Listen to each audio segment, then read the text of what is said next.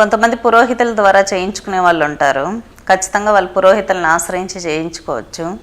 తర్వాత నువ్వులు బియ్యము తర్పణాలు వదిలే వాళ్ళు ఉంటారు. కొంతమంది యూట్యూబ్లో కూడా ఉంటాయి పితృదేవతకి తర్పణాలు ఎలా వదలాలి అని చూస్ చేసుకోవచ్చు. ఎవరైనా బ్రాహ్మణులకి మేము పెట్టుకోలేము చేయలేము అనుకున్న వాళ్ళు యూట్యూబ్లో చూసి తర్పణాలు ఎలా వదలాలి అని చూసి నేర్చుకొని చేసుకోవచ్చు. లేదు మాకు అది కూడా రాదు అనుకున్న వాళ్ళు పితృదేవతా స్తోత్రం ఉంటుంది. పితృదేవతా స్తోత్రం పారాయణం చేసుకొని నువ్వులు బియ్యము వదిలిపెట్టడం తర్పణాలు వదిలిపెట్టడం చేసినప్పుడు పితృదేవతలు సాటిస్ఫై అవుతారనమాట.